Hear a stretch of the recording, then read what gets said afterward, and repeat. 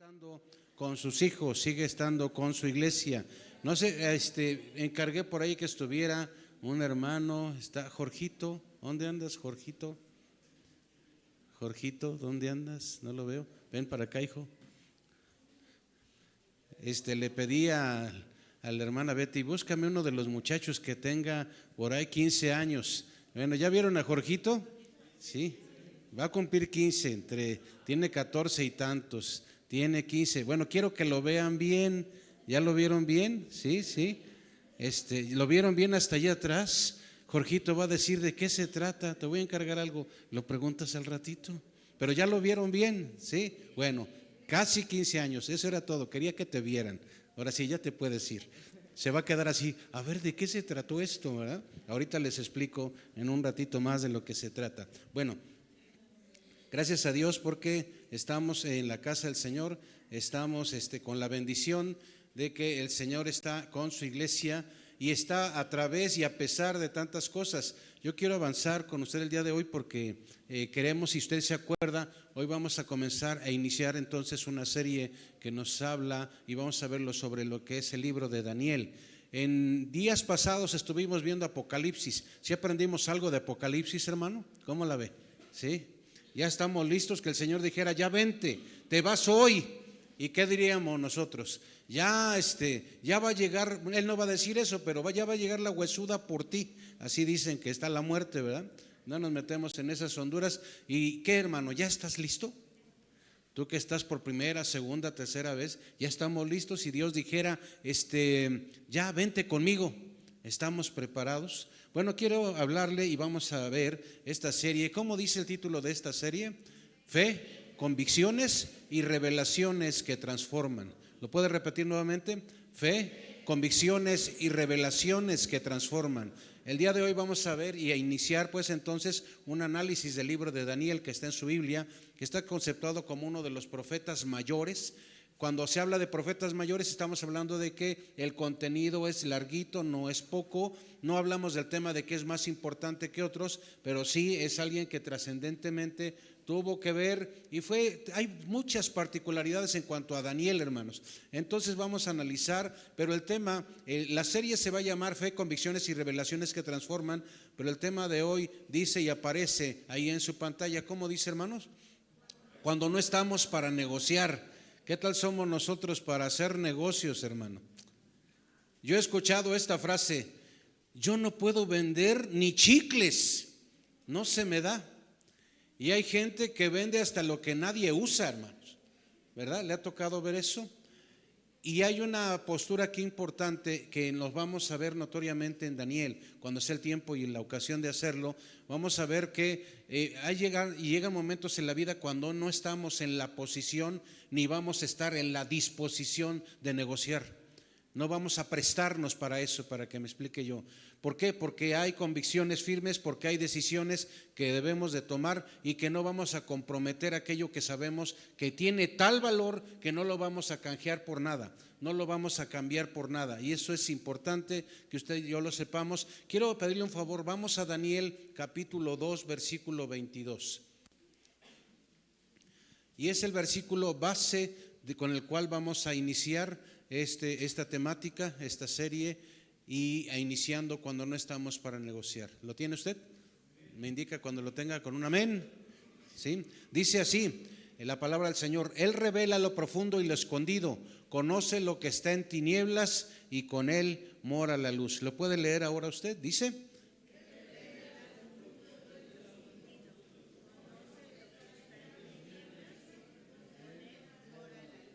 y si le pusiéramos así como que un poquito más de enjundia y leerlo unánimes juntos y que se oyera parejito, dice de nuevo: Él revela.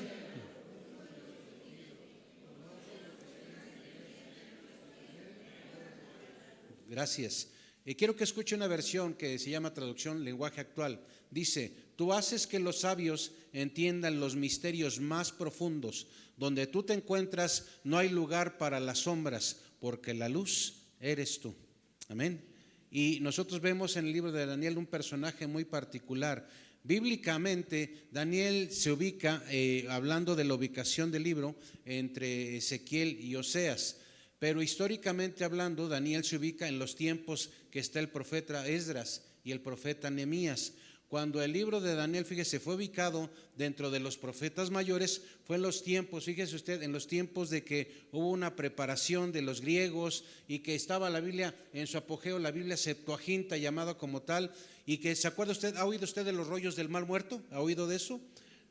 Esto no estamos hablando de hace mucho tiempo, muchos años, pero lo que sí estamos hablando comparativamente, sí, esto fue en un tiempo diferente al que escribieron los apóstoles, escribieron aquellos que dejaron ese legado bíblico para nosotros, y hace referencia precisamente al libro de Daniel. Y hay una palabra que usted va a escuchar en esos tiempos y se llama deportar. ¿Qué es deportar? Es cuando se saca de su tierra a alguien y por razones políticas, por razones de castigo, por razones incluso a veces religiosas. Y en esos tiempos, fíjese, en los tiempos que estamos hablando del profeta Daniel, en esos tiempos en que estaban todavía en ese estira y afloje los reinos del norte, los reinos del sur, y que se habían separado posterior a que Salomón, su reinado fue en paz.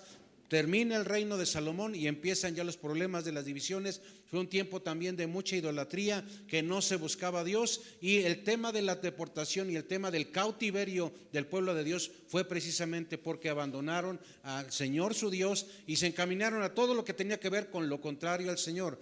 Entonces hablamos de 4.5, fíjese hermano, 4.5 millones de personas fueron arrancadas de sus hogares, desarraigadas de sus hogares, y fueron llevados a Babilonia, fueron llevados a Siria.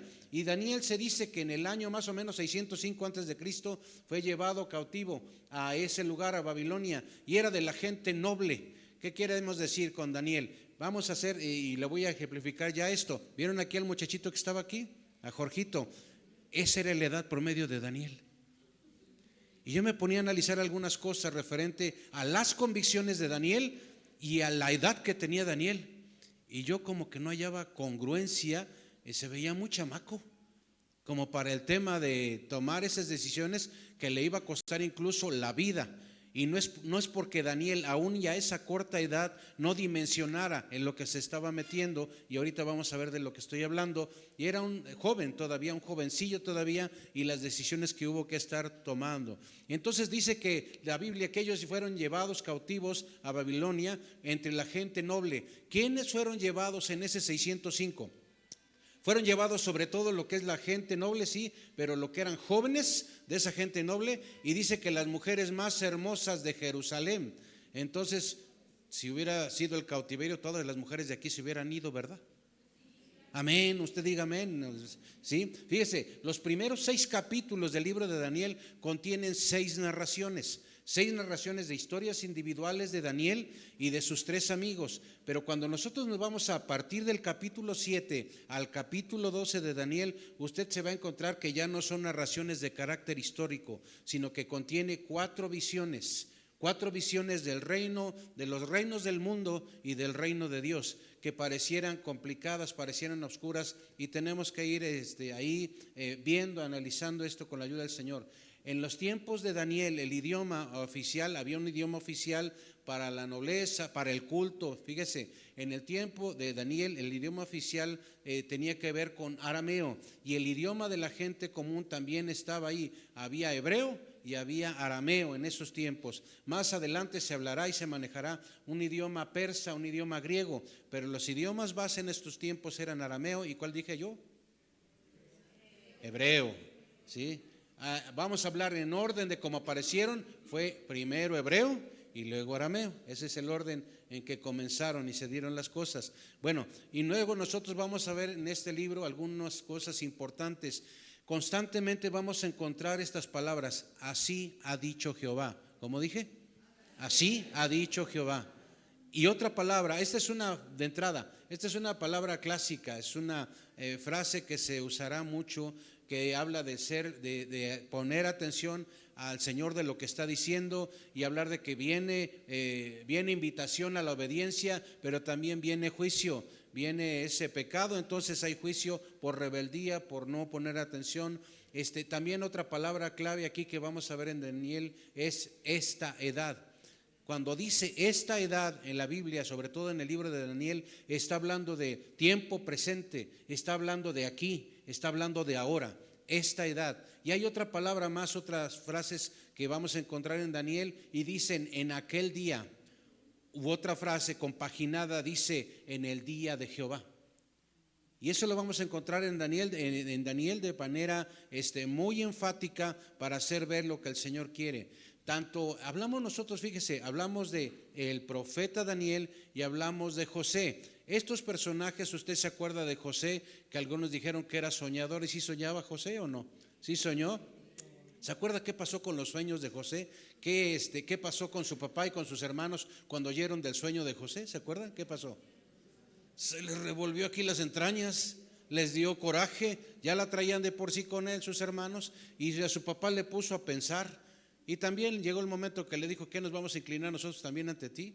Pero él meditaba en su corazón, él era más centrado en el tema de ver por qué su hijo estaba soñando esto o estaba teniendo esto en su mente. En el caso de Daniel y en el caso de José, ambos jóvenes, fíjese, eran, y le voy a conceptuar esto en ese buen entendimiento, eran superiores. ¿Por qué?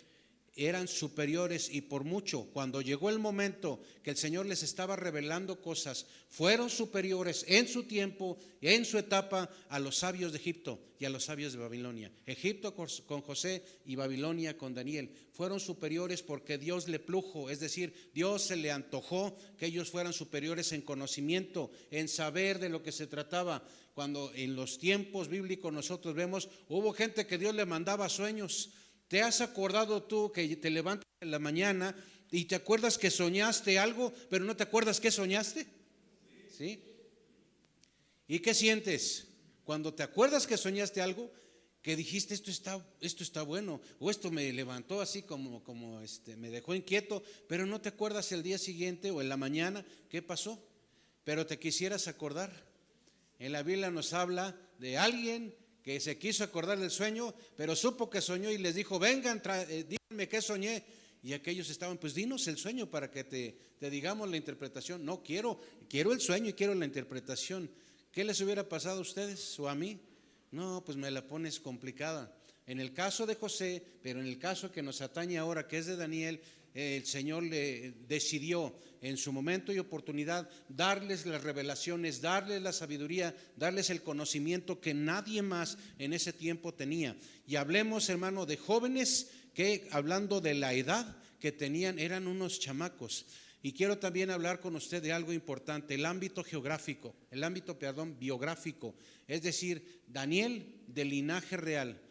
Y algo aquí que me llama la atención, de ese linaje real del que habla y que pertenecía Daniel, pertenecía a la nobleza de su tiempo y creció también en una particularidad de este joven Daniel. Creció en un tiempo de gran avivamiento religioso, en los tiempos de Josías. ¿Se acuerda usted del rey Josías? ¿Ha oído hablar de él? Un chamaquito también que fue nombrado rey. Y era todavía, cuando fue nombrado rey, fue nombrado y todavía era más chico que el muchacho que aquí tuvimos, más chiquito todavía. Fue nombrado rey, le ungieron, y lo que llama la atención de ese rey Josías, en esos tiempos en Israel hubo un grande avivamiento. ¿Por qué? Porque hubo una grande entrega de su rey. Ya me acuerdo de una frase de mi abuelo pastor que decía: el pescado se empieza a podrir por la cabeza. Si la cabeza está mal, el pescado va a estar mal. Y en los casos, en la cabeza, en los tiempos del rey Josías, el rey Josías, a un chamaco, decidió buscar al Señor su Dios y la nación fue bendecida. En esos tiempos nació y estuvo viviendo su infancia Daniel, y hubo un ambiente muy especial. Por cierto, en esos tiempos del profeta, en los tiempos del ministerio también temprano del profeta Jeremías estuvo en esos tiempos, ¿sí? Fíjense, entonces hablamos de un joven Daniel, ahí le voy, fue llevado cautivo a Babilonia. ¿Hasta ahí va conmigo? Sí, fue un hombre de fe, convicciones firmes. Llama la atención lo siguiente: en estos tiempos, ¿qué pasa con nuestros adolescentes? Nosotros como padres, ¿qué tenemos que estar haciendo? No hagas esto, pórtate bien, fíjate con quién te juntas, llega temprano, mándame la ubicación, o te voy a poner un localizador en tu piececito. Empezamos a preocuparnos por ellos. Y cuando no hacen lo que les decimos, nosotros les reclamamos o les preguntamos: ¿qué pasó? ¿No quedamos en esto? Es que se me olvidó.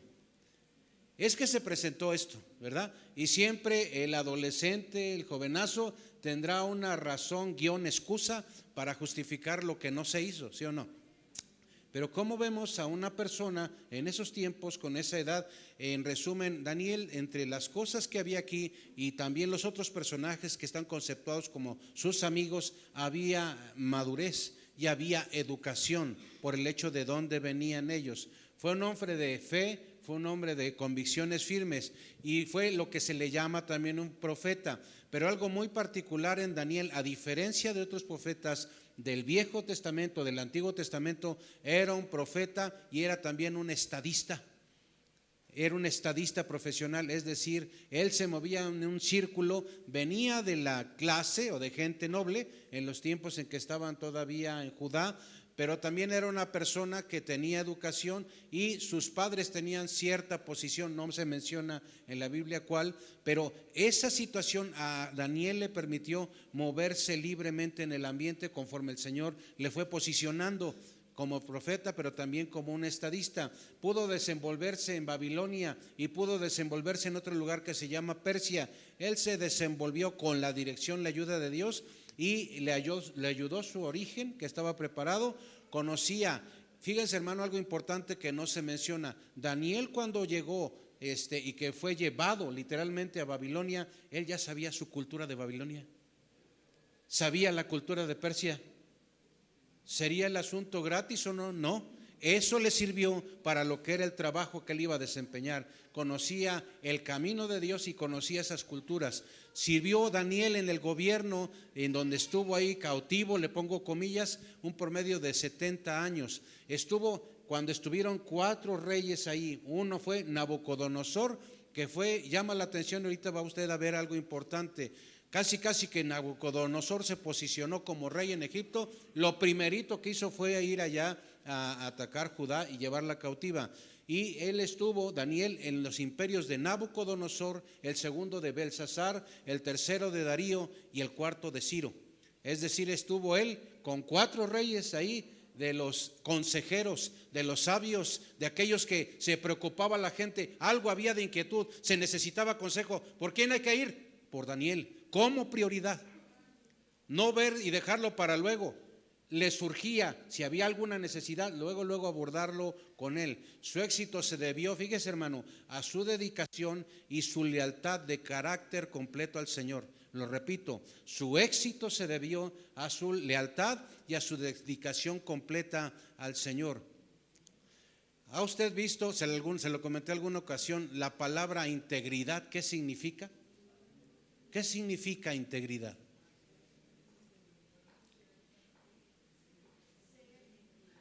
¿Nadie? Dice mi hermana Betty, alias mi costilla, ser una persona recta y fiel. ¿Qué entendemos por ser una persona íntegra? ¿Quién me ayuda? Van a decir carácter bonito como yo, pastor. Que no le grita a la esposa. Que en lugar de ajenjo yo respondo con miel, ¿verdad? Le quiero decir algo en el tema de ser una persona íntegra, ¿sí? Es que no hayas a primera, no hablo de perfecta, hablo de íntegra. A primera vista no hayas fallo. Es decir, es mesurado, es bien portado, es honrado, no le va a las chivas. Bueno, no entro en esas tonterías porque luego me meto en problemas. Pero es una persona que cuando la conoces, la trata a la vez, dices, qué buena persona es este amigo. Esta persona es muy buena persona. Dejo ahí los zapatos, dejo dinero, dejo algo ahí y ahí se va a quedar. Si está esta persona ahí, hasta lo va a cuidar. Nos pasó algo bien curioso en esta semana. Estaba ahí afuera en el patio, porque luego ando al patio ahí, no me da tiempo de ver las estrellas, pero estaba en otro asunto por ahí afuera y llegan y nos dicen, está abierto el negocio de unos parientes por ahí y no había nadie. Entonces a mí me avisaron y como está 3, 4 terrenos de donde estábamos nosotros, la casa de ustedes en San Mateo Nopal, a ver cuándo me visitan, porque nada más el pastor visita. Entonces estábamos unos 4 lugares y ahí salgo y dejé a mi cuñado hablando y no sé con quién más estaba hablando y fui a asomar porque estaba abierto el negocio y es muy raro. Y llegué y efectivamente estaba abierto el negocio de par en par y herramientas y todo ahí y oscuro. Ya fue cosa, alguien se le olvidó, quién sabe quién se le olvidó, tenía su rato, pero ese negocio de venta de muchas cosas y caras estaba abierto y no había nadie de ellos, alguien se le olvidó. El tema es que llegaron, ya le cerraron, se asomaron, etcétera, y ahí estuvimos varios vecinos ahí, ¿no? Y no eran nuestras cosas, ¿por qué fuimos? No estoy diciéndole, qué perfecto, qué íntegro el pastor, no, me refiero a algo, pues estamos al tanto, ¿verdad? No es una postura de que, pues, ay, como les vaya, eso asunto es su problema. Es un tema que es parte de como cristianos podemos y debemos hacer, ¿no? Estar al tanto no nada más de nosotros, sino hay necesidades con nuestros vecinos y está en nuestra mano ayudar, lo hacemos. En el caso de Daniel, era una persona, dijimos, entonces, íntegra, ¿sí? Era una persona íntegra. Y esa integridad, en lo general, yo le quiero dejar una frase a usted. En la integridad, en lo general, él era íntegro, y en la lealtad, él era particular. Lo repito, en la lealtad era íntegro, y es en lo general. Pero en el tema de la lealtad, esto es en lo particular, porque solamente Daniel le era leal a Dios. La pregunta es, ¿nosotros somos leales a Dios? ¿Nuestro Dios no es otra cosa? Ya se catafixió, antes eran ídolos. No era ser leal a Dios. Entonces se adoraban a quién sabe cuántos dioses, imágenes, astros y tantas cosas, animales, pero se ha cambiado esto en la actualidad. Nosotros decimos que amamos a Dios, pero a veces nuestro corazón está amando más otras cosas que a Dios mismo, y eso es no ser leales a Dios. La prioridad es Dios por encima de todo, y después todo lo demás que usted guste, mande, son cosas que debemos de tener presente. Se atrevió a ser diferente a pesar de las consecuencias, y si alguien sabía las consecuencias de no obedecer a un rey, era Daniel, y eran sus amigos. Ahora, ¿cuál era el propósito y cuál es todavía la fecha, el propósito del libro de Daniel que usted tiene en sus manos, en su Biblia? Dejar un legado, hermanos, dejar un legado de carácter histórico de los judíos fieles de ese tiempo que vivieron en el cautiverio de Babilonia. También dejar una evidencia de que Dios es soberano. ¿Sí sabemos eso, hermanos? Que es soberano, que Él decide lo que quiere hacer. No anda negociando si se quiere o se puede. Él decide lo que se va a hacer y eso se hace. Y Él es soberano en el cielo, en la tierra, aún debajo de la tierra. Controla las fuerzas de la naturaleza, el cuidado de su pueblo, el destino de las naciones, y punto. Y no hay que estar, o no hay manera de decirle, ¿sabes qué? Estás equivocado y lo tienes que cambiar. No está Él obligado a nada de eso, y es de las características propias del ser soberano. Y quiero invitarle, por favor, vamos a Daniel 1. Daniel 1, por favor. ¿Lo tiene? Los versículos 1 y 2 dicen de la siguiente manera: en el año tercero del reinado de Joacim, rey de Judá, vino Nabucodonosor, rey de Babilonia, a Jerusalén, y la sitió. Y el Señor entregó en sus manos a Joacim, rey de Judá, y parte de los utensilios de la casa de Dios, y los trajo a tierra de Sinar, a la casa de su Dios, y colocó los utensilios en la casa del tesoro de su Dios. El rey de Babilonia, Nabucodonosor, fíjese, invade Jerusalén, y como le dije a usted, estaba tomando y ocupando su reinado, y tal pareciera que históricamente le urgía. Y la primera o las primeras actividades que hizo él como rey, una de ellas fue llegar y cautivar al pueblo de Dios y llevárselo. Fue él quien hizo esta dinámica. ¿Y por qué? ¿Por qué sería la pregunta? El pueblo de Dios había provocado la ira del Señor y había consecuencias. Hubo consecuencias, y Babilonia con su rey Nabucodonosor fueron el instrumento de castigo que él decidió usar. Cuando dice la Biblia sitió, le está diciendo, fíjese, la palabra sitiar en esos tiempos hablaba de tres situaciones. Una era debilitar, la segunda era conquistar, y la tercera era rendir la voluntad de aquellas gentes, de aquellas personas.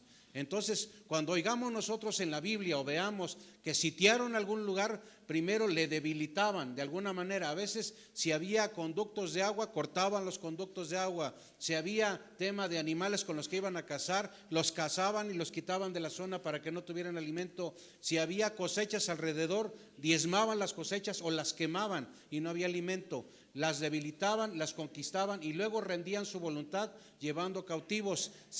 No se llevaban a la gente mayor, no se llevaban luego a los niños, Se llevaban a la gente que para ese tiempo les podían servir por su inteligencia, por sus fuerzas, por su belleza, se los llevaban, y a la gente que tenía cierto entendimiento. En el caso de Nabucodonosor hizo eso. Y desgraciadamente en el caso de Joacim fue rey de Josías. Pero Joacim, a diferencia de Josías, Joacim no hizo la voluntad del Señor, hizo todo lo contrario, y fue cuando nosotros vemos que fue el cautiverio. Y dice que se volvió la maldad, abandonó las leyes, Joacim, y permitió la idolatría, y por eso las consecuencias. Se llevaron también los utensilios de la casa del Señor y se lo llevaron, dice ahí, a un lugar específico. ¿Cómo dice ahí, hermanos? ¿A qué lugar se lo llevaron? Póngale atención ahí. Acuérdese, todo esto es importante porque nos da referencia. Dice que se lo llevaron a la tierra de Sinar. La tierra de Sinar era un lugar en Babilonia donde radicaba, fíjese hermano, donde radicaba la maldad, y representaba el lugar de Sinar un lugar de oposición directa a Dios mismo, porque ahí había idolatría y adoraban a su Dios. Uno de ellos se llamaba Bel Marduk, otros le decían Merodac, pero eran dioses opuestos completamente al Señor. ¿Y por qué? Si usted se fija, constantemente vamos a ver en la Biblia cuando había un cautiverio, cuando había ahí despojos, cuando había ese llevarse presa a la gente, siempre había el tema de que ponían especial atención en llevarse los utensilios de sus templos y los llevaban y los depositaban en los templos de sus dioses. ¿Para qué hacían eso, hermanos? Era una manera, fíjese, era una manera de decirle a las naciones vecinas y conquistadas que su Dios era superior al de la nación conquistada. Era una manera de decirle: te humillamos y completamente. Un favorzote, hermano Silvano, si pueden prenderla ya la campanita del extractor. ¿Ya está? Ok, gracias. Porque aquí me está llegando, entonces me quita la concentración, hermano, ¿verdad? Bueno, vamos a Daniel, versículos 3 y 4 de ese mismo capítulo 1. ¿Está conmigo? ¿Y qué dice Daniel, versículos 3 y 4? Y dijo el rey a Aspenaz, jefe de sus eunucos, que trajese de los hijos de Israel, del linaje real de los príncipes, muchachos, ¿en qué? En quienes no hubiese tacha alguna, de buen parecer, enseñados en toda sabiduría, sabios en ciencia y de buen entendimiento, e idóneos para estar en el palacio del rey, y que les enseñase las letras y la lengua de los caldeos. Imagínese usted qué tipo de jóvenes en esta ocasión se llevaron. El énfasis era ello. No fue un tema exclusivo, pero eran jóvenes entre 14 y 17 años. Se dice entonces que Daniel tenía ese promedio de 15 años. Dice sin tacha alguna. Otras traducciones dicen libre de todo defecto físico. Yo hubiera sido Daniel, ahí me dejan, hermano, ¿verdad? Dice de linaje real, es decir, Daniel era príncipe en su nación, ¿sí? La otra, de buen parecer, hermoso como ustedes cuando nos peinamos. Bueno, todavía hermoso el hombre, y los otros muchachos, dice hermosos de aspecto agradable a la mirada pública. Ese es su significado. Dice enseñados en toda sabiduría.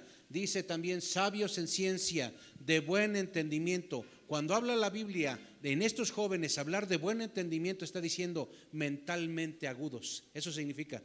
De buen entendimiento en la Biblia, cuando lo lees, quiere decir mentalmente agudos, es decir, son observadores, sacan conclusiones objetivas, no son perfectos, pero son gente entendida, ¿sí? Y dice idóneos para estar en el palacio del rey. Cuando dice ahí eso en la Biblia, dice socialmente preparados, socialmente pulidos para representar al liderazgo. Es decir, que no les imponga miedo la presencia de las personas, que tengan buena soltura al hablar, que sean inteligentes. Y el propósito era enseñarles el escrito y el habla de Babilonia. El propósito era formarlos. ¿Por qué tanto asunto de preparar y por qué tanto asunto de buscar este tipo de jóvenes? Le voy a decir por qué. ¿Cuál era el propósito de Nabucodonosor? Enseñarles a esos jóvenes a ser sacerdotes y videntes para Babilonia. Ese era el propósito. Ponerlos en esa jerarquía, en ese lugar, pero había que resetearlos, es decir, había que borrar cosas de su cultura, cosas de su nación. Al estar, algo que a mí me llamó la atención, ¿sabe usted? Y no es algo, no tenemos obviamente los escritos como tal, pero ellos, al ser llevados con el jefe de los eunucos, ellos tuvieron que ser eunucos también. ellos tuvieron que ser operados también para ser eunucos. ¿Qué es eso de ser eunuco? A ellos se les retiraron los órganos sexuales. Y fíjense, hermanos, es algo que debemos nosotros de entender. Estos chamacos, estos jóvenes todavía, ellos fueron llevados a ese lugar, fueron cambiados culturalmente en esos tiempos, pero también físicamente fueron operados. Y no era operar por operar, hermanos. Es algo increíble lo que pasaba en esos tiempos. ¿Qué buscaban al hacer eso? Disminuir su deseo sexual. La otra, había, increíble, nadie vaya a hacer eso, por favor. Se dice que esto ayudaba a la disminución de enfermedades cardíacas.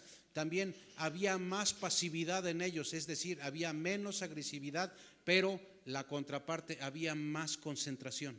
No nada más era por hacerlo, tenía su razón y su porqué. Era la costumbre en esos tiempos para con los enemigos que se presentaban en cualquier servicio de carácter real, hacer eso con ellos y se quedaban allí en el palacio. Y si usted se va conmigo al versículo 5, dice: y le señaló el rey ración para cada día de la provisión de la comida del rey y del vino que él bebía, y que los criase ¿cuántos años?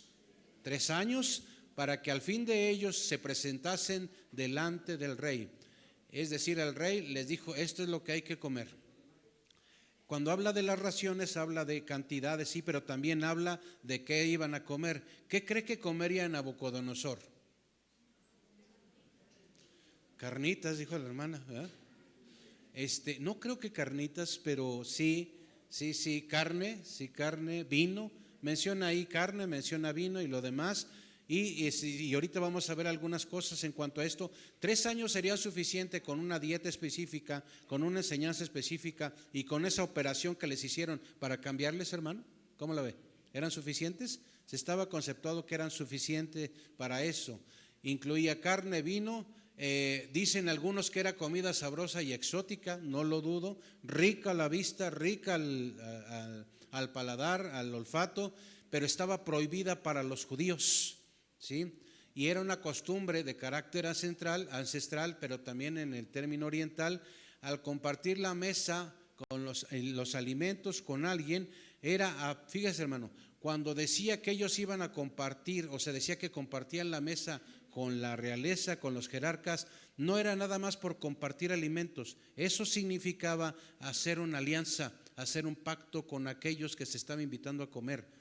Ya de por sí eso implicaba, vamos a hablar de eso, pero desde el momento que te considero para que estés a mi mesa, es decir, que vamos a llegar a acuerdos en los cuales vamos a trabajar juntos. La otra, o vas a trabajar o servirme a mí. Tenían que ser preparados en disciplinas físicas, intelectuales, culinarias, para ser aprobados o desaprobados. No había garantía. Porque después de esos 3 años, si a Nabucodonosor se le antojaba y ellos no satisfacían lo que él iba a percibir como el examen, ellos iban, no se sabe qué haría o qué hubiera sucedido con ellos. No era prometedor, pero eso era importante. Y si usted se va al versículo 6 y 7, donde dice: entre esos estaban, ¿qué dice ahí? Daniel, Ananías, Misael y Azarías, de los hijos ¿de dónde? De Judá. A estos el jefe de los eunucos puso nombres. Puso a Daniel, Belsasar, a Ananías, Sadrac, a Misael, Mesac y a Azarías, Abednego. Algo que llama la atención, fíjese en estas personas. Vemos en el 6 y dice, en el 6 da los 4 nombres y dice: de los hijos de Judá. ¿De dónde viene Jesús? De la tribu de Judá. ¿De dónde viene la genealogía de estos jóvenes? Estos jóvenes es genealogía, es decir, son todavía aquellos descendientes de Judá y de esa tribu, de esa gente es la nacionalidad o el origen de Jesús. Sus nombres fueron cambiados, algo que le llaman lengua acadia tardía le llaman, y fueron literalmente, lo que buscaban es lavarles el cerebro, hermano, en esos 3 años, vincularles no solamente con la cultura, con sus dioses, y esto implicaba también sus nombres. El cambiarles los nombres no era nada más que no me gustó tu nombre, no, era quitarle su identidad judía y hacerla completamente babilónica. Tenía como finalidad quitarles toda su personalidad, romper su cultura, romper con su Dios. Y me van a ayudar, por favor, Jiré, con la diapositiva que tiene ahí. Daniel quiere decir Dios es mi juez, y le cambiaron el nombre a Belsasar, que quiere decir Bel protege al rey. el Dios que el rey Nabucodonosor adoraba, ahora sí que era su Dios predilecto, era un tal Bel, y decía, Bel protege al rey, y fue el nombre que se le dio a Daniel. Ananías, amigo de Daniel. Los otros tres, Ananías, Misael y Azarías, amigos de Daniel, también en edades promedio, entre 14 y 17 años. Su nombre de Ananías quiere decir Dios es misericordioso, y Nabucodonosor se lo puso como nombre Sadrach, que quiere decir mandamiento de Acú, que es el Dios de la luna de esos tiempos. Está Misael, quien es como Dios, ese es su significado, y le pusieron Mesac, ¿verdad? Y quiere decir quién es como Acú. Y Azarías, el Señor es mi ayudador, su significado, y el nombre por el cual lo sustituyeron, Abednego, que quiere decir siervo de Nego, el Dios de la vegetación. Entonces el tema era quitarle sus nombres que tenían bendiciones. Dios es mi juez, Dios es misericordioso. ¿Quién es como Dios? Es una pregunta en la cual se está sabiendo la respuesta. El Señor es mi ayudador, y les cambiaron el nombre. Entonces, ¿hasta ahí va conmigo, hermanos? Si alguien se está durmiendo, le voy a pasar para que me ayude, porque poco es tan sencillo. Pues no, ¿verdad? Daniel, versículos 8 y 9. ¿Cómo dice el versículo 8 y 9? Y Daniel propuso, aquí me encanta esta palabra y la quiero dejar en su corazón el día de hoy. Daniel propuso en su corazón. ¿Quiere repetir conmigo estas 4 palabras? Dice, propuso, 4 palabras. Propuso en su corazón. ¿La repite conmigo? Propuso en su corazón. Una vez más, propuso en su corazón. Ahora, si lo aplicáramos esas 4 palabras en primera persona, ¿cómo diríamos? Propongo en mi corazón, ¿sí? Propongo en mi corazón. Estamos hablando de un chamaco de 15 años, hermano, que le está diciendo, te tienes que comer esto, y vas a estar a prueba, y ya te cambié el nombre, y ya llevaron cautivos, te desterré y dejé tu familia por allá. No era de que Daniel tuviera por escrito las garantías de que le iba a ir bien, hermanos. Pero el tema aquí es que a pesar de esa edad y todo lo demás, él propuso en su corazón no contaminarse con la porción de la comida del rey ni con el vino que él bebía. Pidió por tanto al jefe de los eunucos que no se le obligase a contaminarse, y puso, y aquí va la parte importante también, hermano, y puso Dios a Daniel en gracia. Entonces yo quiero ensamblar, si me lo permite, el inicio del versículo 8 con el inicio del versículo 9, y dice, Daniel propuso en su corazón. ¿Qué se propuso? Honrar a Dios, no desobedecerle. ¿Qué hizo Dios? Y puso Dios a Daniel en gracia. Ahí está una clave bien importante, hermanos. Cuando proponemos en nuestro corazón hacer las cosas para Dios y no estar negociando y no estar viendo, es que yo... Y empezamos con un montón de cosas. Es que yo quiero hacer esto, es que yo quiero hacer otro, es que yo extraño acá, es que quiero hacer estas cosas. ¿Es la voluntad de Dios? Si es la voluntad de Dios, vamos. Pero entonces, si estamos batallando, o es nuestra voluntad o es la voluntad del Señor, y debemos proponernos en nuestro corazón. Si no nos proponemos en nuestro corazón agradar al Señor, van a pasar infinidad de cosas. Yo le llamaría infinidad de desobediencias, que para nosotros seguirán siendo motivos, pero Dios sabe que son pretextos para no buscarle en santidad. Y puso Dios a Daniel en gracia, y dice, y en buena voluntad con el jefe de los eunucos. No solo era un tema del tipo de comida diferente o la que debían de comer los judíos, también esa comida se sabía, y Daniel lo sabía, los jóvenes, sus amigos lo sabían. Ya esa comida que estaban por compartirles a ellos, antes había sido ofrecida a ídolos. Ellos lo sabían también, y había que hacer algo al respecto. Si ellos hubieran dicho, pues sí, pues ya ni modo, ya estamos aquí, ya no hay de otra, ni hablar. Era adorar a sus dioses, era ofender a Dios en primera instancia, después adorar a sus dioses y traicionar entonces a Jehová mismo, y eso Daniel no lo permitió.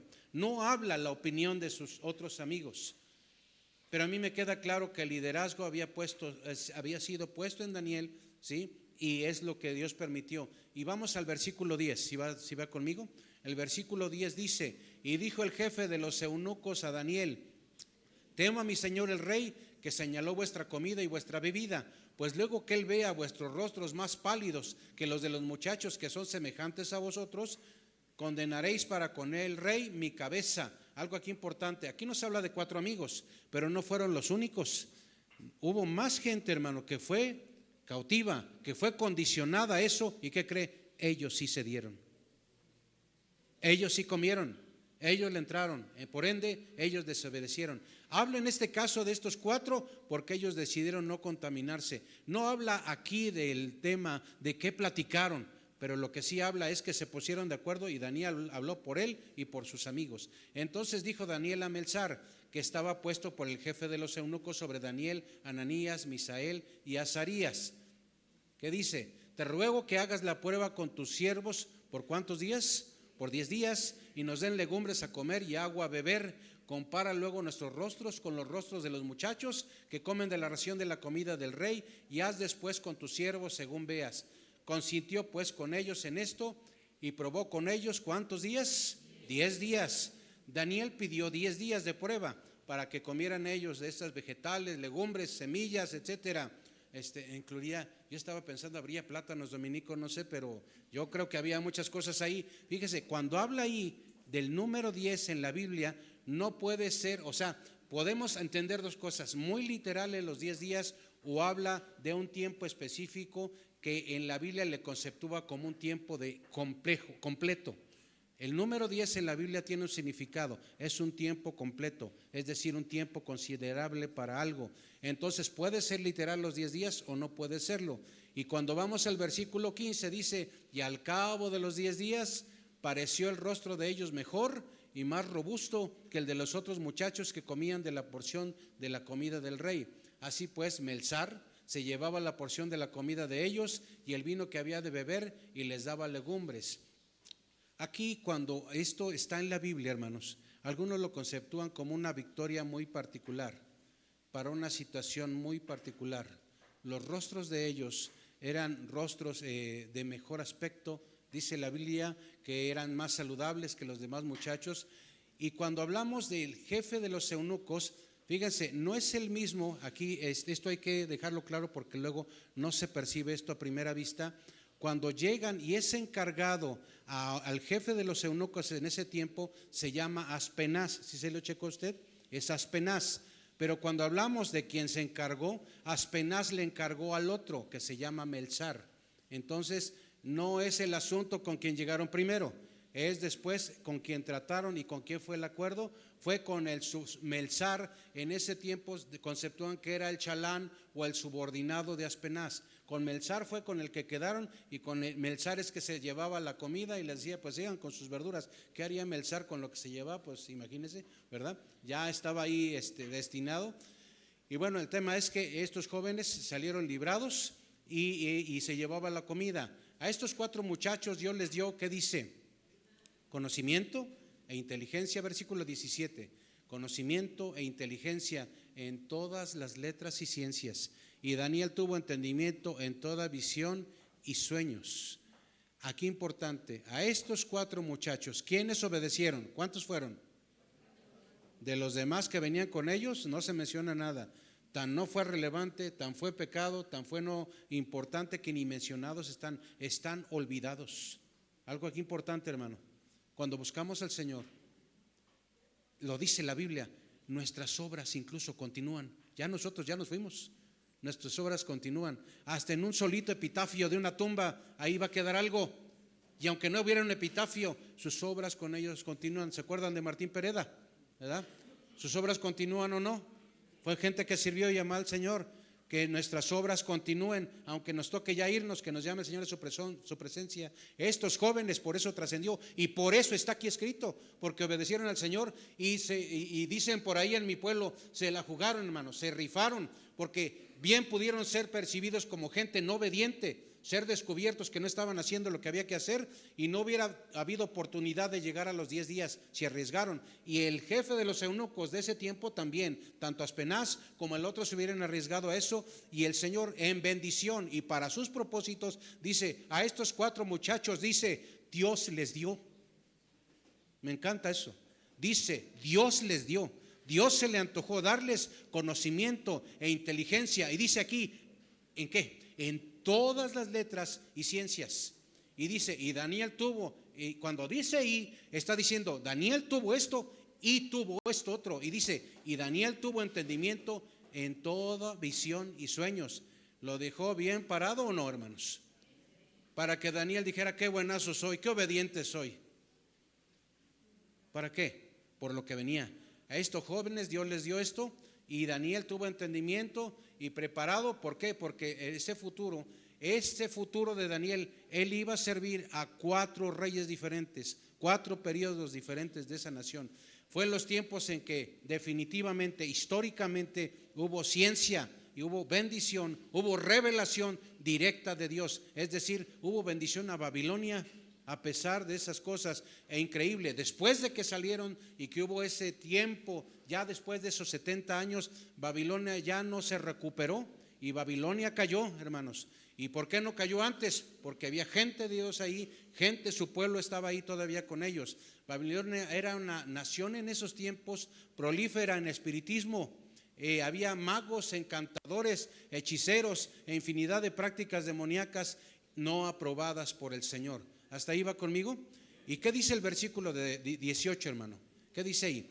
Pasados pues los días, al fin de los cuales había dicho el rey que los trajesen, el jefe de los eunucos los trajo delante de Nabucodonosor, y el rey habló con ellos, y no fueron hallados entre todos ellos otros como Daniel, Ananías, Misael y Azarías. Así pues estuvieron delante del rey. Una observación, si se fija, aquí no se mencionan en la Biblia los nombres que se les puso en Egipto. Se menciona sus nombres como hebreos, como judíos. ¿Hasta ahí va conmigo? ¿Sí? Y dice el 20, en todo asunto de sabiduría e inteligencia, que dice que el rey les consultó, los halló, ¿qué? 10 veces mejores que todos los magos y astrólogos que había en su reino. Y continuó Daniel hasta el año primero del rey Ciro.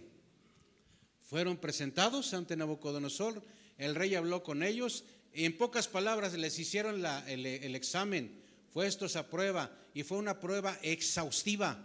Es decir, no fue ¿cuánto es 2 más 2? No, pruebas que tenía que ver con sabiduría, cosas que él ya sabía y que había aprendido por su cultura y por sus sabios, y fueron aprobados, puestos al servicio directo del rey. Y dice que eran 10 veces más sabios e inteligentes que cualquier mago o astrólogo de su reino. Y fíjese en algo curioso. Fíjese, en Daniel 1:19, si usted se fija cómo son nombrados, y esto y ahí lo ve, están preservados sus nombres. Y dice aquí más adelante, cuando nosotros vemos esta historia, Daniel siguió esos 50 años todavía en las cortes babilónicas hasta el 538. El último rey que él sirvió fue el rey Ciro. Sobrevivió él esos 70 años y vio el regreso de su gente a Jerusalén, a Judá. Daniel vio eso, pero él ya no fue con ellos. Él ahí se quedó de servicio, de cajón. Y fíjese, hermano, algo también que quiero dejar en su corazón. ¿Cuántos días pidió Daniel? ¿Y cuántas veces se encontró que eran más sabios que los demás? ¿Cuántos? Imagínense, si Daniel hubiera pedido 15 días, 20 días, ¿cuántos días hubieran sido? ¿O cuánto hubieran sido más sabios que los demás? 15 veces más, 20 veces más. Porque 10 nos habla de amplitud. No habla de perfección, pero habla de amplitud. Pero estamos hablando Dios dirigiendo a los suyos, Dios haciendo las cosas a su modo. A veces nosotros como cristianos, hermanos, nos dejamos influenciar tan fácil y tenemos en el Evangelio, tenemos buscando al Señor, asistiendo a una iglesia cristiana tantos años, hemos leído la Biblia de tapa a tapa, algunos ni una vez, porque también me consta que eso pasa, algunos una vez, 2 veces, 3 veces, hemos aprendido muchas cosas. Adolecemos de muchas cosas, aún como adultos, pero le fallamos al Señor también en muchas cosas y decidimos gran parte de nuestra vida hacer las cosas a nuestra manera y voluntad. La pregunta sería, ¿fue fácil para Daniel? ¿Físicamente fue fácil que lo operaran, hermano? ¿Cómo lo operaron? ¿Fue fácil que le dijeran esto ya no sirve, ahora sirve esto otro? ¿Fue fácil que ya no le hablaran por el nombre que él tenía hasta esa edad de adolescente o joven? Nada de eso le fue fácil. ¿Por qué fue fiel? ¿Por qué fue leal? ¿Por qué fue íntegro? ¿Por qué sirvió únicamente a un solo Dios vivo? Y no se dejó envolver por todo lo demás. ¿Por qué? ¿Porque era muy gallo? ¿Porque era muy bueno? ¿Por qué hizo eso, hermanos? Temía a Dios, pero él entendió lo siguiente: no voy a negociar con esto. Y nosotros tenemos, hermano, muchas veces cometemos el error de negociar. Estamos en la vida cristiana, asistimos a la iglesia, pero se nos hace fácil, se nos hace sencillo. Amamos, nos agarramos de ciertas cosas y decimos, es que yo todavía necesito hacer estas cosas. Yo todavía necesito avanzar en todo lo demás. Yo no estoy hablando de no crecer, yo no estoy hablando de no progresar, yo no estoy hablando de no estudiar. Yo estoy hablando que si cualquier cosa que tú y yo buscamos hacer y en lo más hondo de nuestro corazón sabemos que estamos amando más que eso, que al Dios y Creador de mi vida, Señor del universo, y que envió a su Hijo Jesús a morir por mí, estamos mal. Y necesitamos decirle al Señor que nos ayude a entender eso. Amarás al Señor tu Dios con todo tu corazón, con toda tu alma, con toda tu mente, con todas tus fuerzas. Y yo más de una ocasión me preguntaba, Señor, pues es que quieres todo. Y lo hacía en reclamo. Y la conclusión bíblica del Señor, sí, yo quiero todo. Con el Señor es todo. Y sin el Señor entonces nada. Y no es negociable tampoco. Y aquí el Señor en estas palabras, en este libro, me da a mí un gran ejemplo de lo que es el entender que no voy a poder yo negociar con el Señor y su santidad para ajustar las cosas a mi manera y modo y salirme con la mía. Eso no se puede. Es más, eso no se debe. Y cuando nosotros como cristianos entendemos esto y empezamos a amar a nuestro Dios con pasión, ¿se acuerda usted yo que le dije hace algún tiempo, hace algunos años, cuando el Señor me puso aquí a la iglesia a servir? Pero ya no voy a viajar, Señor. Veo a mi esposa ya no había WhatsApp todavía, ¿verdad? ¿Sí había? Sí había y no le hablaba, hermano, ¿verdad? Sí. Y cuando el Señor te pone en una, de veras, hermano, más de una ocasión el Señor nos pone literalmente en encrucijadas en las que tenemos que decidir por Él o decirle con nuestras acciones, no me interesa. ¿Y qué pasa cuando a Dios le decimos no me interesa? Más de una ocasión Él va a decir, ¿cómo no, hijo? Como cuando nuestros chiquitos, ¿verdad? Querían irse para otro lado, ¿cómo no? Vente. Y nos tiramos, hermano. Nos revolcamos, nos aferramos y decimos, es que yo quiero hacerlo así. Y se nos olvida algo importante como Daniel. La decisión de Daniel de decir, no nos vamos a contaminar. ¿Por qué fue, hermano? ¿Fue nada más porque se lo enseñaron? ¿Por qué fue, hermano?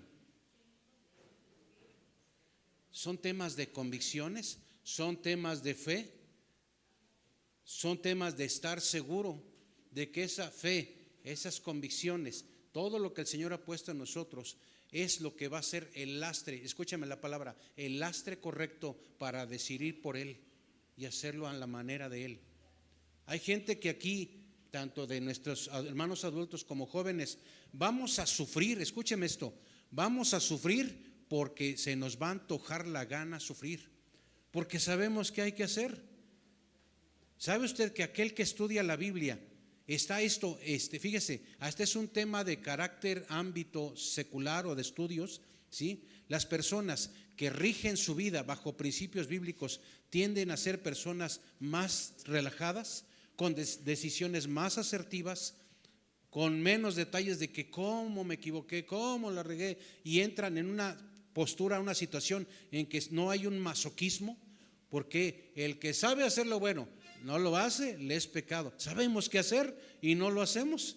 Y hermanos, es importante que usted y yo entendamos esto y busquemos que el Señor sea glorificado con todo el corazón. Daniel tuvo una fe, ¿sí o no, hermano? Tuvo una fe, tuvo convicciones y tuvo revelaciones firmes. Tuvo una fe personal. Fue sumiso, fue obediente, fue un hombre leal. ¿Creen ustedes que en el tiempo en que estuvo al servicio de estos 4 reyes hizo lo que se le dio la gana? Pues sí. Cuando oró, le dijeron no ores. Hubo ahí plan con maña, ¿verdad? Le dijeron no hay que orar, todos van a adorar nada más al rey. ¿Y él qué hizo? Dice la Biblia que cuando él se enteró, no toca hoy eso, pero cuando él se enteró, ¿qué hizo? ¿Qué fue lo primero que hizo? Se fue luego a orar, ¿sí o no? Casi como una provocación. ¿Por qué hizo eso Daniel? Le acababan de decir que no lo hiciera. ¿Por qué lo hizo así? ¿Por qué luego decimos los chavos como yo? ¿Por qué en fa? ¿Por qué se fue luego a hacer eso que le estaban diciendo que no? Porque su fe, escúcheme esto, porque su fe, sus convicciones, porque eso que el Señor le estaba dando constantemente no era para negociar con eso, era para obedecer o no obedecer.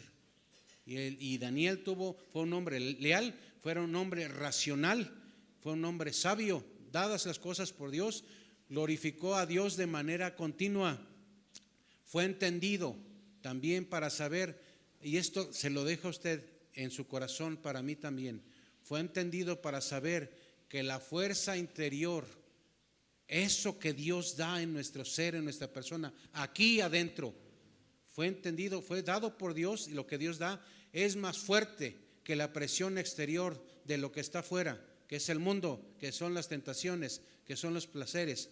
Cuando lo que el Señor ha puesto en mí está fortalecido, voy a tomar decisiones correctas. Cuando no sea de esa manera, vamos a escuchar las predicaciones y vamos a estar con sueño, vamos a estar no poniendo atención, vamos a estar tomando decisiones malas. Y con todo respeto, el ministro, los consejos bíblicos, los consejos de nuestros hermanos, todo lo que el Señor ponga en nuestro camino para tomar buenas decisiones, ahí está. Pero ¿qué va a pasar cuando yo decido? Y no es que lo diga públicamente, pero en mi corazón no tomo decisiones firmes, entonces voy a estar sufriendo, voy a estar batallando, y luego después de eso digo, ¿por qué haces esto conmigo, Dios? ¿Por qué lo has hecho? ¿Por qué lo permites?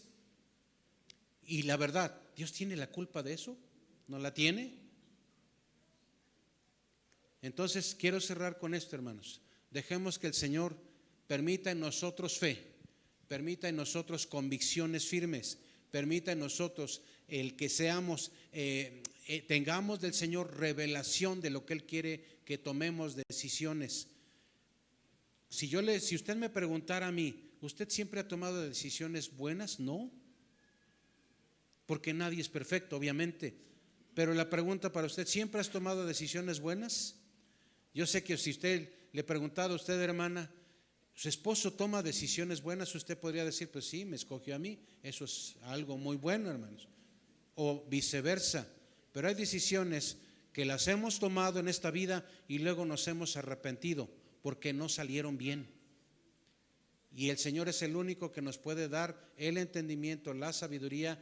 Fíjese, no es para nunca equivocarnos, es para que sea menos, es para que seamos dirigidos, seamos bendecidos, y que usted y yo, cierro con esto, estemos bien entendidos que usted y yo no estamos para negociar ni con el pecado, ni con el mundo, ni con las tentaciones, ni con mi carne. No estamos para negociar. Yo le voy a pedir un favor, levántese si es tan amable.